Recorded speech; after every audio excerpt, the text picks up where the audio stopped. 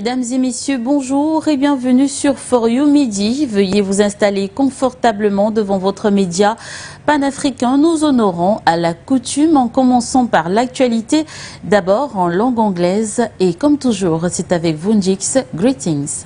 Greetings, Alundu. Greetings, audience of You Midi Africa. Debuting this first segment of the news in East Africa, Kenyan President William Samoei Ruto has called on militaries in Africa to build up closer cooperation and partnership in the bid to tackle security risks facing the African continent. He was speaking at the 2025 African Heads or Chiefs of Defense Conference in Nairobi on Wednesday. Bukamarambi went through this update in our reports.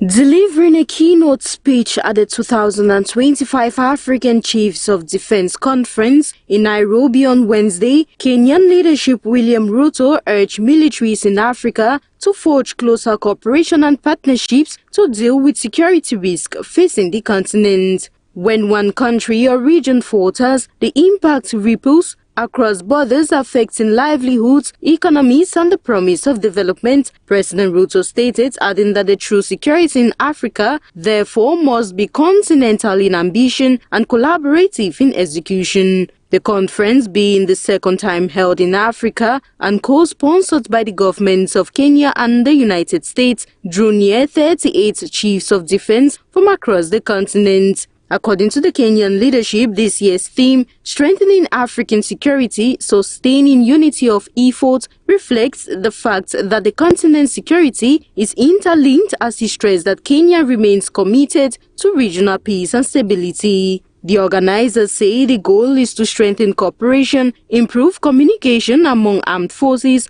and build trust between nations long divided by history or conflict. Through dialogue, knowledge, exchange and partnership building, the conference aims to foster regional stability and enhance collective security efforts.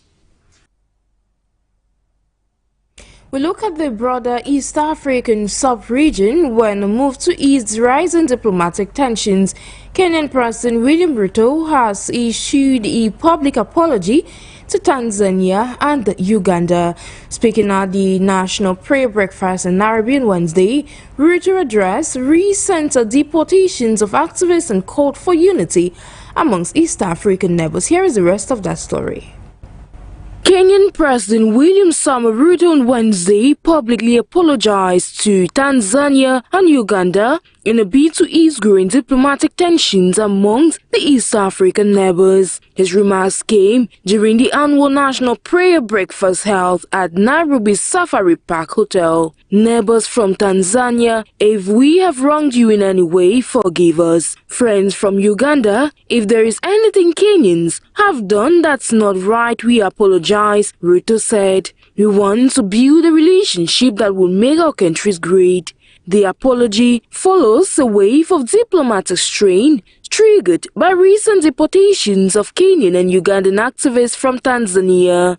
On May 18, Martha Karua, a former Kenyan Justice Minister and a 2022 running mate to Raila Odinga, was detained and deported from Dar es Salaam along with lawyers Gloria Kimani and Lynn Ngugi. They had traveled to support Tanzanian opposition figure Tundu Lissu during his treason trial. The following day, former Kenyan Chief Justice Willy Mutanga and activists Hanifa Hadan and Hussein Khalid were also deported, followed by activist Boniface Mwangi and Ugandan journalist Agatha Atuhaire. Tanzanian lawmakers responded angrily, accusing the activists of meddling in domestic affairs. On May 26, they argued and urged President Ruto to act against Kenyans they viewed as disrespecting Tanzanian leadership. Some even called for harsher measures against the deportees. Despite the heated rhetoric, a symbolic moment of unity emerged as Wednesday's prayer breakfast as Kenyan and Tanzanian members of parliament stood side by side singing together, a gesture signaling hope for renewed cooperation within the East African region. We take this next report done for us by Foyus Buka, where we focus on the relationship between Egypt and Italy, where Chief of Staff of Egypt's Armed Forces Ahmed Khalifa has his Italian counterpart Luciano Opotolano on Tuesday discussed ways to enhance military partnership. The meeting in Cairo marks a strategic step in bilateral ties. On Tuesday in Cairo, Chief of Staff of Egyptian Armed Forces Ahmed Khalifa and his Italian counterpart Luciano Potolano met and exchanged views on ways to strengthen military cooperation between the two parties in various fields. The meeting, attended by a number of commanders of the armed forces of both countries, saw Lieutenant General Khalifa expressing his pride in the long-standing relations between the Egyptian and Italian armed forces, as he stressed the general commander's keenness to broaden military cooperation in a way that serves the mutual interest of both countries. For his part, Potolano expressed Italy's keenness to support military relations and exchange expertise between the armed forces of both nations, praising Egypt's constant effort to establish foundations of security and stability in the Middle East. It's worth noting that cooperation between Egypt and Italy does not center only on military. Italian Prime Minister Giorgia Meloni and Egyptian President Abdel Fattah el-Sisi recently discussed bilateral cooperation in a phone call covering education, renewable energy, migration, and regional security. Looking at the African continent, renowned Pan-African scholar Professor Pierre Olumumba is calling on African nations to unite politically and economically, declaring that Pan-Africanism is not just an African ideal, but also a liberating force for all humanity. In a powerful new interview, he urges the continent to stop watching from the silence and start shaping global affairs. Here is the rest of that story. A call for African unity is echoing across the globe as renowned Kenyan lawyer and Pan-African thought leader Professor Pierre Olumumba reaffirms the enduring power of Pan-Africanism as a force for global liberation. Speaking in a reverting episode of Global South Pole, Professor Lumumba declared Pan-Africanism is a liberating ideology if it is. It is a liberating feeling. It is about total change for the better, not only for persons of African origin, but humanity. He challenged African nations to move beyond symbolism, beyond flags, borders, and ceremonial declarations, and to embrace true political unity, economic coordination, and cultural confidence. According to Lumumba, Africa must rise above fragmentation and claim its place in the world, not as a collection of observers, but as a unified force shaping global affairs. His message is both a warning and a vision that sovereignty without solidarity is hollow, and that the future of Africa and of the world depends on a more cohesive, self-determined continent. As global power dynamics shift, Lumumba's voice adds urgency to a question African leaders must confront: what could become possible if Africa negotiated as one in trade, diplomacy, and development. Namibia is taking its future into its hands, and in that light, Namibia's held its first official Genocide Remembrance Day, honoring the nearly 100,000 Overherero and the Nama people killed during German colonial rule.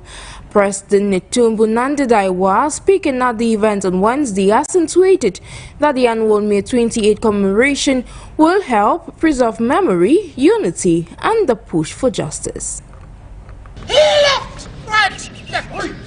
Namibia has observed its first official Genocide Remembrance Day, paying tribute to nearly 100,000 Overherero and Nama people who were killed under German colonial rule between 1904 and 1908, one of the earliest genocides of the 20th century. The solemn occasion was marked on Wednesday at a commemorative event held on the grounds of Parliament in the capital, Den Haag. President Netumbo Nandi-Ndaitwah led the ceremony, underscoring the importance of remembrance and healing and nation building. This is not just a public holiday, said Nandi-Ndaitwah. It is a day to honor our forefathers and reflect on the cost of the freedom we now enjoy.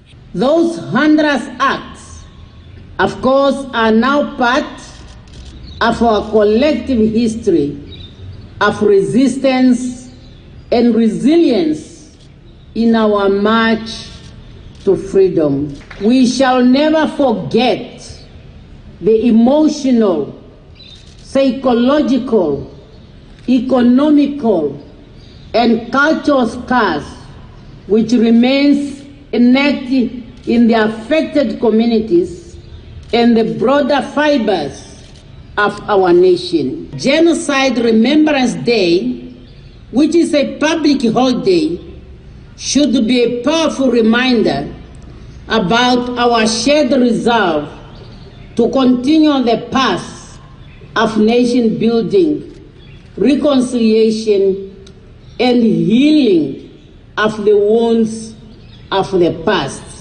She noted that negotiations with Germany for a formal apology and reparations have been ongoing since 2013. While Berlin has agreed to apologize, discussions around reparations and repatriation remain unresolved. These are complex talks, but we have made progress, the president said. We may forgive, but we will never forget. May 28 was chosen to mark the closure of German concentration camps following international condemnation. The genocide, which predated the Holocaust by nearly 4 decades, saw victims tortured and killed, with some scores reportedly sent to Germany for pseudo-scientific studies. Finally, we have a day in the year that unites us as a nation to remember the victims of the 1904-1908 genocide. We should find a degree of comfort in the fact that the German government has agreed that the German troops committed a genocide against the Nama and over Herero people in our land, the land of the brave. President Nandi Daiwa emphasized that the annual commemoration will foster unity and peace across Namibia. To wrap up this first segment, we talk health, where Haitian health officials have convened an urgent meeting to address a critical shortage of HIV and AIDS medication, posing a significant threat to the country's efforts to manage the disease and protect vulnerable populations. It's worth noting that the shortage has raised concerns about the treatment disruptions and potential health consequences for those relying on just medications. Officials are working to find immediate solutions and long-term strategies to ensure a stable supply of essential HIV and AIDS treatments, as our intern Kute Imaba tells us more. Haitian health officials convened an urgent meeting on Monday to address a critical shortage of HIV/AIDS medication, posing a significant threat to the country's effort to manage the disease and protect vulnerable populations. The shortage has raised concerns about treatment disruptions and potential health consequences for those relying on these medications. The shortage of HIV/AIDS medication in Haiti is a complex issue influenced by factors such as funding constraints, supply chain disruptions, and logistical challenges. As of Monday, health officials are working to identify the root causes of the shortage and develop effective solutions to mitigate its impact. The HIV/AIDS epidemic remains a significant public health challenge in Haiti, with thousands of people living with the disease. The shortage of medications put these individuals at risk of treatment interruption, which can lead to serious health consequences, including disease progression and increased risks of transmission. The outcome of the meeting is expected to have a significant impact on Haiti's response to the HIV/AIDS epidemic. Health officials are committed to finding a solution to the shortage and ensuring that those affected by the disease receive the treatment they need. The international community has been called to provide support and assistance to help address the shortage and strengthen Haiti health system. And that brings us to the end of the first segment of this bilingual news. Stay with us, it continues in the French language. Bon après-midi for the president. Thank you so much, Ndix. Mesdames et messieurs, alors qu'il est 10h à Moscou, 11h à Bissau et 12h à Yaoundé, nous démarrons le tour de l'actualité par le Mali. Le président de la transition, Assimi Goïta, a reçu en audience ce mercredi 28 mai 2025 une délégation turque conduite par le vice-ministre des Affaires étrangères, Burhanettin Duran. Ce dernier était porteur d'un message du président Recep Tayyip Erdogan axé sur le renforcement des relations stratégiques entre les deux nations. J-Photo pour les détails. À Bamako, ce 28 avril 2025, le président malien, le général Assimi Goïta, a reçu en audience une délégation turque conduite par le vice-ministre des Affaires étrangères en charge des relations avec l'Afrique. Burhanettin Duran a confié être venu au Mali en vue de transmettre au chef d'État un message de son homologue turc, Recep Tayyip Erdogan, ayant trait à la dynamisation des relations bilatérales et stratégiques entre les deux pays. Le président Erdogan, par la voix de son émissaire, a adressé au président Goïta ses salutations fraternelles, sa haute considération. Il a aussi exprimé ses vœux de prospérité et de stabilité au Mali et au peuple malien. Le chef d'État turc a également rassuré la détermination de son pays à renforcer sa coopération avec le Mali ainsi qu'avec les autres pays membres de l'AES en vue d'accélérer le développement de cette région stratégique en Afrique, dans le cadre d'un partenariat gagnant-gagnant. Nous espérons pouvoir intensifier les échanges entre les deux pays de manière durable dans plusieurs domaines, a-t-il déclaré. À noter que cette visite s'inscrit dans une dynamique de rapprochement stratégique entre Ankara et Bamako avec pour ambition partagée d'appuyer la stabilité et le développement du Sahel. Merci à vous, J-Photo. Et sur le jubilé de la CEDEAO, la journée du 28 mai marquait la date de sa création, entre autres, ou en d'autres termes, la création de la communauté économique des États de l'Afrique de l'Ouest. Elle est aussi l'occasion de poser la problématique de la résolution d'un besoin précis, car il y a un demi-siècle au sein de la zone ouest africaine, celui de la préservation et l'entretien de l'intégration régionale. Vision 360 degrés sur l'échec de l'organisation à une époque nouvelle dans cet élément signé Bégoudé Madone. 50 années en arrière, une quinzaine de pays se réunissaient pour former une union régionale. Ainsi naquit la communauté économique des États de l'Afrique de l'Ouest. Les présidents nigérians et togolais étaient en pole position pour la défense de l'intégration régionale et le concept d'union entre les États. Ainsi, le 28 mai 1975, le général Yakubu Gowon déclarait « C'est un jour mémorable, le résultat d'un effort persistant de la part des dirigeants de tous les coins de l'Afrique de l'Ouest, un autre pas important et concret pour donner des effets pratiques aux aspirations que nous nous sommes tous efforcés depuis le début de la dernière décennie d'amener à la fusion. Les pays ouest-africains étaient désireux de fusionner les économies fragmentées et solidifier les États dont les politiques étaient encore fragiles. Le besoin de renforcer l'intégration régionale flagrant a-t-il été résolu? Là demeure l'interrogation. Le renforcement, n'est-ce pas, de la coopération qui devrait mettre en exergue l'entraide, c'est-à-dire l'aide entre les États membres, mais aussi et surtout le souci de travailler pour le développement économique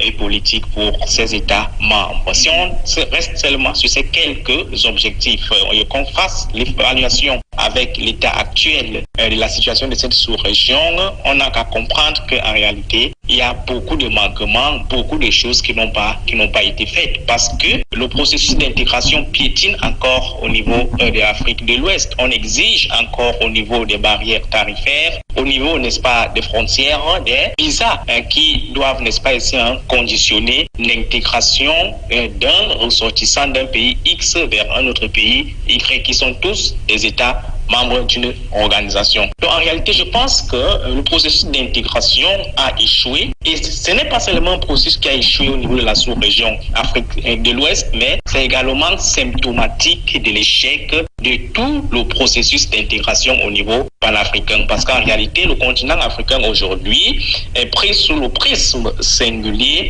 et aujourd'hui est en train de voir comment est aujourd'hui en train de vivre ses propres turpitudes face au processus d'intégration de la réunification du continent africain. Donc je pense que c'est un échec. On ne saurait dire de manière claire que le processus d'intégration qui était l'objectif maximaliste de la CEDEAO. Mission d'intégration régionale échouée, entraide entre les États banalisée et pis encore, ingérence étrangère normalisée, ainsi se peaufinait l'implosion de l'organisation régionale CEDEAO qui 50 ans plus tard a réussi à parvenir à sa dernière phase. Nous en voulons pour illustration la sortie radicale et irréversible de 3 États, à savoir le Niger, le Burkina Faso et le Mali de la communauté après un épisode intolérable par les peuples alors que le général Abdourahmane Tiani était menacé d'une destitution armée forcée par voie d'intrusion et de violation du territoire nigérien par des États de la CEDEAO et partenaires occidentaux.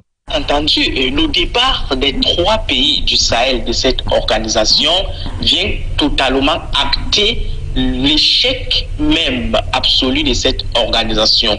Parce que ces 3 États ont claqué cette organisation justement parce que cette organisation n'arrivait plus à remplir les objectifs pour lesquels elle s'était constituée. Et entre autres, la souveraineté des États membres, l'entraide entre les États, mais aussi et surtout le fait de ne pas se laisser influencer par des puissances occidentales. Or, lorsque vous voyez la CEDEAO, cette organisation-là n'œuvre pas fondamentalement dans le sens, n'est-ce pas, de l'aide entre les États, n'aide pas fondamentalement et est aujourd'hui totalement phagocytée par l'influence occidentale qui empêche à cette organisation de se mouvoir de manière souveraine et d'œuvrer pour ses objectifs de développement. Donc, les États du Sahel ayant compris que cette organisation était prise en otage et ne travaillait pas pour les intérêts des États membres, ont décidé de claquer la porte et de mettre sur pied une autre organisation qui pourra cette fois-ci respecter les objectifs d'intégration, respecter les objectifs de souveraineté et d'indépendance, respecter les objectifs d'aide, d'entraide, n'est-ce pas, entre les États membres. Et lorsqu'on voit donc comment ces États du Sahel se déploient aujourd'hui au niveau, n'est-ce pas, de leur organisation, ils n'appliquent rien d'autre que les objectifs de la CEDEAO qui avaient été fixés en 1975. Eux, ils appliquent ça de manière réaliste et sans mesure, sans autre mesure. Donc je pense qu'il n'y a pas autre action qui démontre aujourd'hui l'échec de cette organisation que le départ des États du Sahel.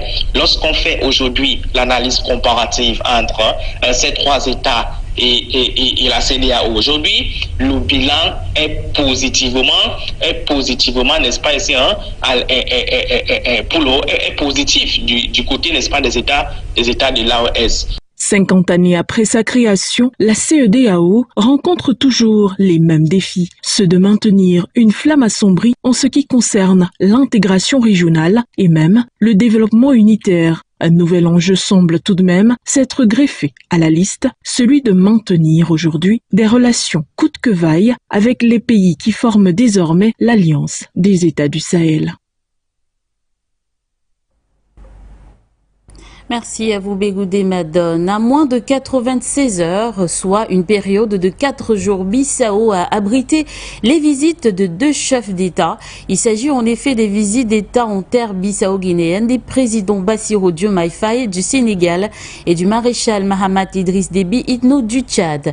À l'invitation de leurs homologues de Guinée-Bissau, les dirigeants sénégalais et tchadiens sont venus témoigner de l'excellent état des relations qui existent entre leurs différents pays, des faits mis à l'actif du général Oumaro Sissoko Embalo, dont l'action diplomatique se voit encore auréolée davantage. Le rayonnement de la Guinée-Bissau. Fonnoaha nous en dit plus. Le rayonnement diplomatique de la Guinée-Bissau n'est plus l'ombre d'un doute. Après de multiples déplacements auprès de ses pairs africains, ses prises de position pour amener ses pairs à conjuguer ensemble sa vista dans la gestion des crises, ses multiples voyages à l'étranger pour discuter stratégie et développement pour son pays, le président de la République de Guinée-Bissau, le général Oumaro Sissoko Embalo, a encore fait valoir son entre-gens diplomatique et sa finesse dans les relations internationales en faisant venir à Bissau 2 chefs d'État aux positions géographiques et géostratégiques importantes en l'espace de 2 jours. Alors qu'on n'avait pas vu depuis l'indépendance bissau-guinéenne en 1974 une visite de ce rang protocolaire d'un président sénégalais, malgré la proximité géographique des 2 pays, il va sans dire que la visite de 48 heures que vient d'effectuer Bassirou Diomaye Diakhar Faye à Bissau, avec tous les honneurs qui vont avec, témoigne à suffire des excellents rapports de coopération et d'amitié qui existent entre Bissau et Dakar. Laquelle visite a contribué au renforcement de leur coopération à travers la signature des accords et de partenariats. Il faut relever cependant que tout ceci ne serait possible sans le sens des relations internationales et la dextérité dans les affaires diplomatiques dont fait montre depuis peu le président Omaro Sissoko Embalo. C'est d'ailleurs cette même ferveur et cette lecture de la scène internationale et géopolitique qui ont conduit aussi à la venue en terre bissau-guinéenne du président du Tchad, le général Mahamat Déby Itno. Une visite qui s'est située sur le fil et à la fin du séjour du président sénégalais. Là aussi, la visite a été marquée par un grand cours à travers la qualité des échanges et les accords de coopération signés. Sur un tout autre plan, il faut noter que les rencontres de Bissau sont le gage d'une volonté commune de ces chefs d'État à dessiner une nouvelle carte postale de l'Afrique dans la gestion de leurs relations. Alors qu'elle a été en proie à une guerre civile et victime des guerres des indépendances, la Guinée-Bissau partage les mêmes objectifs avec le Tchad et le Sénégal, notamment sur la sécurité entre États et au sein des instances régionales. Le pays d'Amical Cabral, qui n'était que l'ombre de lui-même hier, se trouve être aujourd'hui un maillon important de la scène politique internationale et géopolitique avec, il faudra compter, grâce à la vision d'un homme, celle d'El Mokhtar Omaro Sissoko Embalo, le président de la République de Guinée-Bissau. Merci à vous, Fun Noir. L'administration Trump a déclenché une crise en bloquant plus de 56 000 visas étudiants destinés aux jeunes Africains qui avaient choisi les États-Unis pour poursuivre leurs études supérieures, plongeant ainsi des milliers de familles dans l'incertitude et la frustration. Cette décision intervient dans un contexte de tensions croissantes entre les États-Unis et plusieurs pays africains et suscite de vives inquiétudes quant à l'avenir des relations entre les 2 parties. Bala dans cet élément nous en dit plus. L'administration Trump a provoqué une crise en bloquant plus de 56 000 visas étudiants pour les jeunes Africains qui souhaitent poursuivre leurs études aux États-Unis. Cette décision fait partie d'une nouvelle politique restrictive mise en place par les autorités américaines. Les étudiants africains qui avaient déjà obtenu leur visa sont particulièrement touchés. Ils attendaient de pouvoir rejoindre les universités américaines pour poursuivre leurs études, mais la décision de l'administration Trump a créé une grande incertitude et des frustrations parmi eux. Les autorités américaines justifient ces décisions par des préoccupations de sécurité nationale et la volonté de protéger les emplois américains. Cependant, de nombreux critiques estiment que cette mesure est discriminatoire et aura des conséquences négatives sur les relations entre les États-Unis et les pays africains. Les étudiants africains concernés appellent à une intervention rapide des autorités pour résoudre cette situation. Ils souhaitent pouvoir poursuivre leurs études aux États-Unis sans plus tarder. La communauté internationale suit de très près cette affaire et attend de voir comment les choses vont évoluer. Il reste donc à savoir si l'administration Trump maintiendra ou pas sa position ou si les négociations seront engagées pour trouver une solution à cette crise. Les étudiants africains et leurs familles attendent avec anxiété la suite des événements. Merci à vous, Bala. Mesdames et messieurs, c'est la fin de cette édition de For You Midi. C'est toujours un plaisir de vous conter l'actualité africaine et internationale. À très vite pour les prochaines éditions sur votre chaîne d'information en continu. Indeed, we have come to the end of today's edition of the news. Thank you for watching. Do have a beautiful day in company of our numerous transmissions.